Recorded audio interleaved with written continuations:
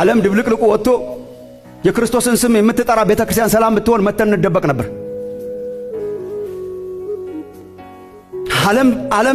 ዓለም ተበላሽቶ ቤቱ ንጹህ ቢሆን መተን እንጠለል ነበር። የዓለም ጣራው አፍስሶ የቤተክርስቲያን ጣራ ሰላም ቢሆን ዝናብ እንዳይመታን መተን እንጠለል ነበር። ዘረኝነት እጁን አፍጥጦ ያለበት አንዱ ቦታ ቤተክርስቲያን ነው። የክርስቶስን ስም እየጠራን ጋሻና ጦር አልጣልንም። ገና ደብቀን አስቀምጠናታል ለአንድ ቀን ለመጠባበቂያ።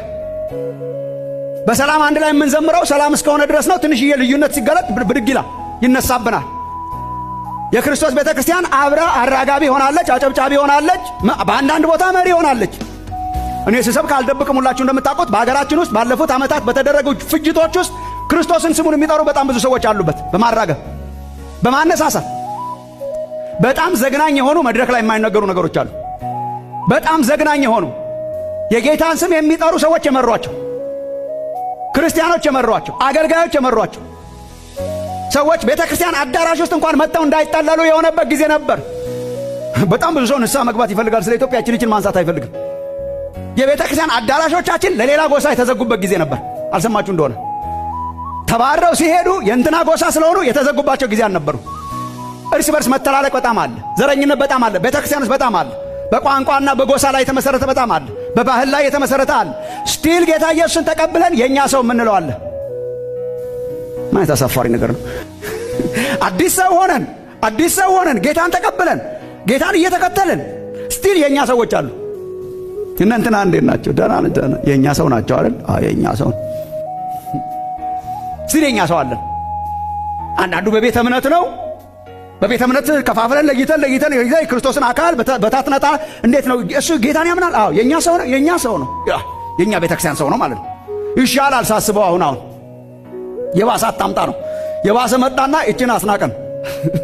ድሮ በቤተ እምነት ነበር። የእንትና ነው የእንትና ነው እሱ የእንትና ነው ወይስ የኛው ግን ነው? አዎ የኛው ግን በቃ ጌታ ይመስገን ነበር።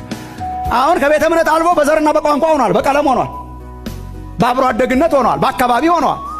አዲስ ሰው መሆናችን የገባን አልመሰለኝም። እኔ የተሻሻልን የድሮው ተሻሽሎ ነገር ነን መሰለኝ። አዲስ ሰው መሆናችን እርግጠኛ አይደለም። ስቲል ቤተክርስቲያንስ በጣም ብዙ የሚያሳዝኑ ነገሮች አሉ። ስለዚህ መፍትሄው ወንድሞቼ እናቶቼ ወደ እግዚአብሔር ቃል መመለስ፣ እግዚአብሔር ናችሁ ያለንን መሆን ነው። ይሻላችኋል። አንድ ቀን እንዳናፍር እግዚአብሔር ነህ ያለኝን ኖሬ ካለፍኩ ይበቃኛል። ሰው ላይ መርጠው ይችላል፣ ሰው ላይ ወደው ይችላል። በሰው ዘንድ ያስጠላችሁ ይሆናል፣ በጎሳችሁና በቋንቋችሁ ያስገፋችሁ ይሆናል፣ በሰዋችሁ ያስገፋ የኔ ነው የሚሏችሁ ሰዎች ይገፋችሁ ይሆናል። የኢየሱስ ወገን ሆነ ማለፍ ይሻለናል።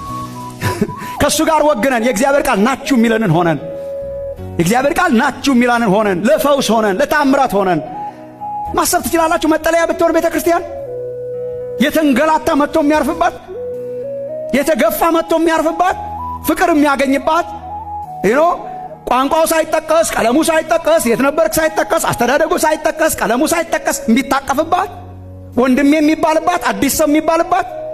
መፍትሄው ምንድነው ካላችሁ ወደ እግዚአብሔር ቃል መመለስ ነው።